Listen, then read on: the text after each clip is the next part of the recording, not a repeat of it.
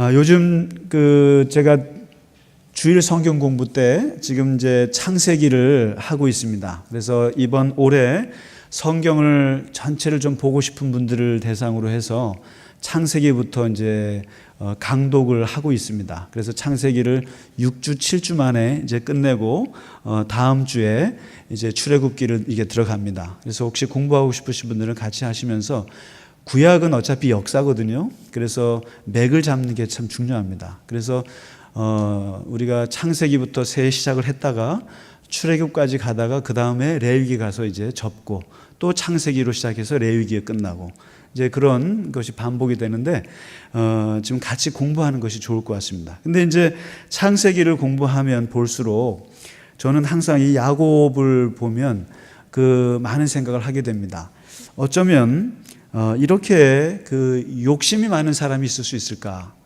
그리고 그 욕심에 따라서 자기가 자기 인생을 고백했듯이 130년 동안 자기의 인생은 험악했다 이렇게 표현을 하죠. 그래서 성경에서 자기의 인생을 험악했다고 말한 사람은 이 야곱밖에 없어요. 그래서 이 야곱을 보면 그 험악한 인생이 얼마나 참 길게 인생을 자리 잡고 있는지 모릅니다. 근데 이 야곱의 오늘 32장에 보시면 그렇습니다. 야곱은 어렸을 때부터 하나님을 알았습니다. 그래서 뭐냐면 하나님을 아는 것과 하나님 중심으로 사는 것은 다른 얘기인 것 같아요. 그러니까 우리가 모태신앙으로 태어났다고 하죠. 사실 모태신앙이라는 말은 있을 수 없는 말이에요. 모태에서 우리는 신앙을 갖지 못합니다. 모태교인이죠. 정확하게 말하면 내가 부모님으로부터 하나님을 들을 수는 있어요. 그리고 평생을 교회를 다니면서 살 수는 있습니다. 그래서 우리가 신앙인이라는 딱지를 달고 살 수는 있습니다. 그러나 하나님 중심으로 사는 것은 또 별개입니다. 그래서 그런 관점에서 구약에 있는 아브라함과 이삭과 야곱과 요셉 이 네 사람을 이렇게 보면 아브라함이 하나님과 더불어 살았지만 그러나 하나님 중심으로 살게 된 것은 70에 하나님이 부르셔서 110세쯤 됐을 때, 한 120세쯤 됐을 때 50년 만에 자기 자식을 모리아산에 바칠 때 그때 그가 하나님 중심으로 바뀌었어요. 그러니까 50년은 하나님을 알고 살았지만 자기 중심으로 살았습니다. 이삭은 그런 흔적이 없어요. 근데 야곱은 147년을 살면서 그가 하나님 중심으로 바뀌는 것은 그 사건이 바로 오늘 32장에 나와 있습니다. 이 사람이 어렸을 때부터 할아버지 아브라함에게서 아버지 이삭에게서 하나님 얘기를 죽도록 들었던 사람입니다. 그러나 그는 하나님 중심으로 살기까지는 많은 시간이 걸렸어요. 아니 하나님 중심이 아니라 자기 중심으로 사는 사람을 한번 말해보세요 그러면은 야곱밖에 없어요. 이 사람은 태어날 때부터 욕심이 많은 사람입니다. 손에 힘이 센 사람이에요. 그래서 태어날 때부터 자기 형 에서의 발꿈치를 잡고 나왔습니다. 나오고 나니까 억울한 거예요. 왜냐하면 나온 게 거의 1초도 안 걸리고 늦게 나왔을 뿐인데 나왔더니 세상이 다른 거예요. 얘는 형이고 자기는 동생이고 아버지 재산이 많은데 그 재산의 3분의 1을 형이 가져가고 자기는 3분의 1도 못 받는 걸 알게 됩니다. 그는 동생이라는 이유로. 그것도 10분 간격으로 나왔으면 말을 안 해요. 나올 때 거의 똑같이 나왔잖아요. 근데 그것도 잡고 나왔는데 그게 다르다고 해서 자기에게는 재산이 그렇게 떨어진다는 걸 알고 어렸을 때부터 앙심을 품고 살았습니다. 그래서 그는 어렸을 때부터 이 형에게 돌아갈 3분의 1을 견디지 못했던 사람이거든요. 그래서 그가 어렸을 때 자기의 형에게 그거를 받습니다. 장자권을 팥죽 한 그릇에 사잖아요. 그리고는 심지어는 큰아들에게만 줄 수 있는 아버지 돌아가실 때 그 축복, 아버지 돌아가실 때 하는 축복이 제일 크거든요. 그래서 여러분 혹시 돌아가실 때가 가까이 오면 꼭 자식들한테 안수기도 하고 돌아가시기 바랍니다. 그때가 제일 좋은. 그것도 실컷 얻어먹고요. 얻어먹고 안수를 하는데 그것도 형에게 돌아가는 것을 견딜 수가 없어서 야곱이 가로채잖아요. 그래서 형에게 돌아갈 축복을 자기에게 다 쏟아붓게 합니다. 근데 결국 돈에 대한 욕심, 그 다음에 영적인 축복에 대한 욕심, 이 양쪽이 대단했던 사람이 야곱입니다. 그래서 이 야곱은 이 두 가지 욕심을 다 포기할 수가 없었어요. 그래서 형에게 돌아갈 그 장자권과 그리고 형에게 돌아갈 축복권을 다 빼앗습니다. 영육간에 다 빼앗습니다. 근데 그 다 빼앗고 나서 얻게 된 결과는 뭐냐면 형과의 원수였습니다. 형과의 원수고 형의 얼굴을 볼 수가 없습니다. 그리고 형하고의 관계가 깨지는 걸 감수하고 자기는 물질을 얻었고 영적인 축복을 얻었습니다. 근데 그 얻은 만큼 사기를 쳐서 자기 형에게 얻은 만큼 그 대가는 굉장히 혹독했어요. 일단은 가족을 잃었죠. 형제를 잃었고 부모님을 잃었습니다. 왜요? 집을 떠나야 되니까. 떠나서 살아야 되니까 떠났고, 그리고 자기 외삼촌이라고 하는 라반이라고 하는 그 외삼촌 집에 가서 20년을 고생하는데 웬걸요? 거기서 자기도 이름이 사기꾼인데, 야곱이라는 말이 남의 발꿈치를 붙잡는다는 뜻이에요. 거짓말을 한다는 뜻이에요. 사기를 친다는 뜻입니다. 이게 이름이요. 그러니까 어렸을 때부터 사기꾼이었던 사람인데 외삼촌 집에 가서 자기보다 몇 단수 높은 사기꾼을 만납니다. 참 만났죠. 그래서 10번이나 월급을 안 주는 거예요. 10번이나 월급을 안 주고, 심지어는 그 예쁜 딸 라헬을 사랑해서 결혼하려고 했더니 7년 동안 일해야 된다고 그래서 7년 동안 일했더니 결혼식 날 못생긴 언니를 들여보내가지고, 그러니까 불이 없을 때가 좋을 것 같아요. 그러니까 이게 모르고 결국에는 14년을 두 딸을 위해서 헌신 봉사하면서, 그리고는 20년 동안을 10번이나 사기를 당하면서 그렇게 일을 겪습니다. 그런데 놀라운 것은요, 이 야곱이라는 사람이 너무나 자기중심적이고 너무나 자기 물질에 대한 욕심이 많은 사람입니다. 그리고 동시에 하나님의 축복에 대한 욕심도 많아요. 그러다 보니까 비록 라반이라는 사람에게 20년을 당했지만 하나님께서는 이 야곱을 도와주셔서 또 본인이 열심히 노력을 해서 20년 동안 엄청난 재산가가 돼요. 그 사기꾼 밑에서도. 그 사기꾼 밑에서도 사기를 당하면서도 자기 나름대로 재산을 불렸습니다. 그래서 부인이 무려 4명이나 되고 자식이 무려 13명을 낳고, 그리고 재산은 엄청나게 많이 불렸어요. 삼촌 몰래. 그렇게 해서 내가 당하지만 또 당할 수만도 없다. 그래서 20년 동안 모아둔 돈이 만만치 않게 거부가 됐어요. 그래서 이제는 독립할 때가 되어서 이제 고향으로 돌아갈 때 여기에서 딱 걸리는 게 하나가 있었습니다. 그게 바로 뭐냐면 자기의 평생의 가시, 20년짜리 가시가 있었는데 그 가시가 바로 형 에서입니다. 이게 인간관계에 상처를 준 것은 세월이 지난다고 해서 해결이 되는 게 아닙니다. 서로가 화해하거나 용서하지 않는 한, 그 매듭을 짓지 않는 한 그것은 평생 가는 거예요. 그래서 많은 가해자들은 그것을 잊을 수 있다고 생각을 해요. 그리고 시간이 지나면 해결될 거라고 생각해요. 물론 어느 정도 잊어질 수 있습니다. 그러나 사람과의 관계는 시간이 간다고 해결되지 않습니다. 특히 가해자는 그런 착각을 해요. 자기가 잊을 수 있습니다. 근데 피해자는 잊지 못합니다. 잊지 못합니다. 그런데 바로 에서는 그걸 잊지 못해요. 자기가 빼앗긴 장자권, 자기에게 돌아올 축복권, 그것을 빼앗아간 동생을 잊을 수가 없습니다. 근데 이 동생이 온다는 거예요. 그리고 이 야곱은 형을 만나러 가야 되는 상황이에요.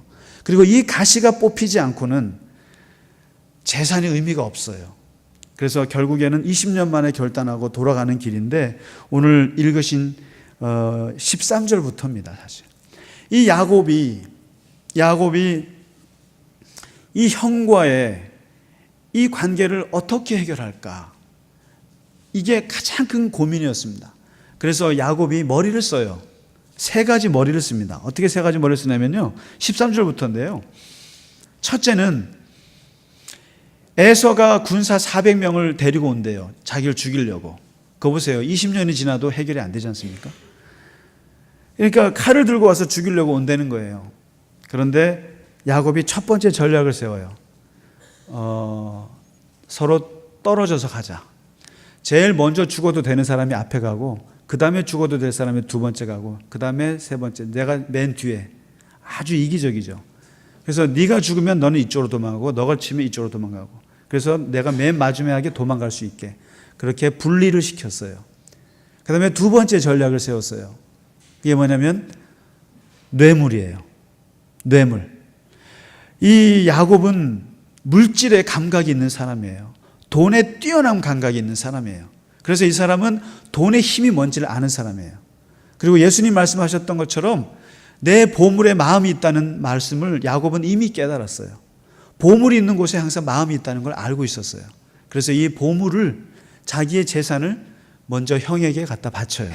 그게 14절 15절에 한번 보시면 그 예물이 어마어마합니다. 엄청난 양의 뇌물을 형에게 갖다 바쳐요.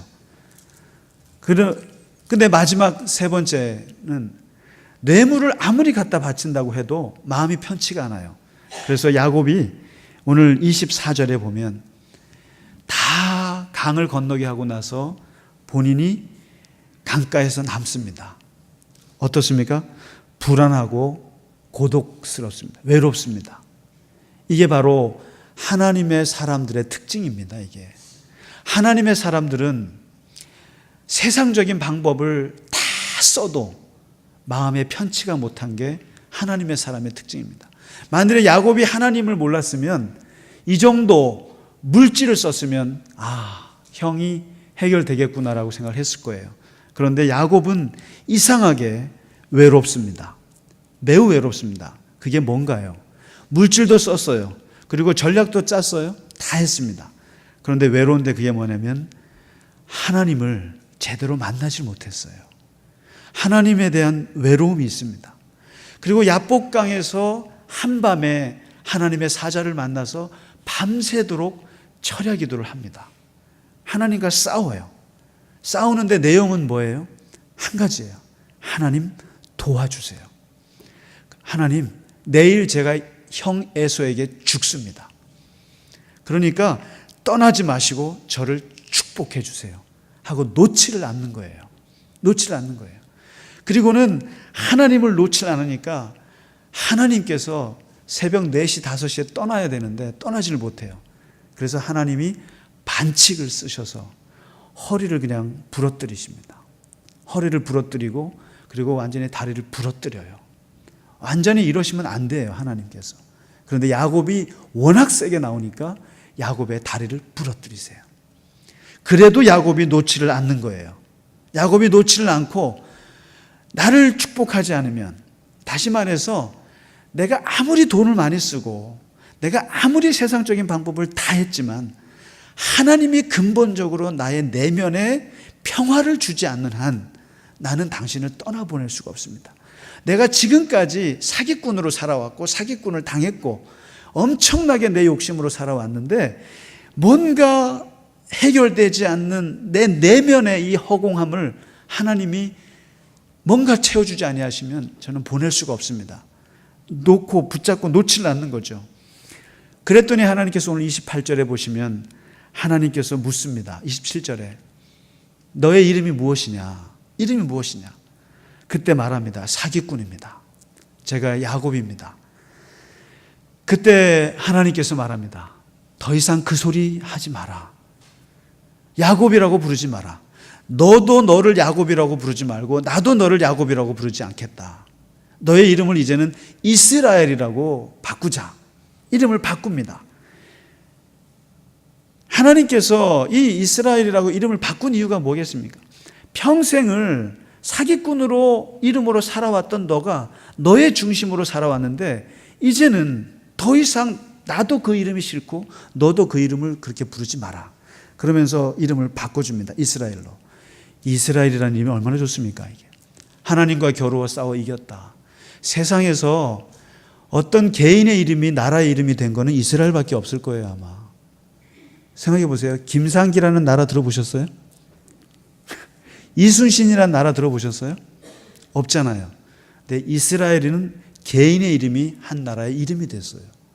위대한 지금 하나님의 이 축복인 거죠. 이름을 바꿨습니다. 바꾸고는 다시는 야곱이라고 부르지 마라.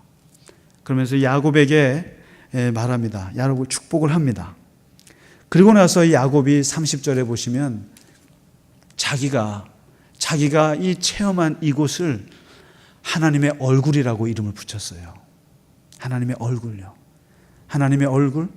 하나님과 얼굴을 대면하여 보였지만 내가 죽지 아니하였다. 그리고 31절에 보시면 위대한 이 야복강에서 야곱이 하나님을 만난 이 체험을 정리하는 말씀이 나옵니다. 그게 뭐냐면 분이엘을 지날 때 해가 돋아요. 그리고 야곱은 허벅지 다리로 말미암아 다리를 절었습니다. 이 기가 막힌 표현을 한번 보시죠.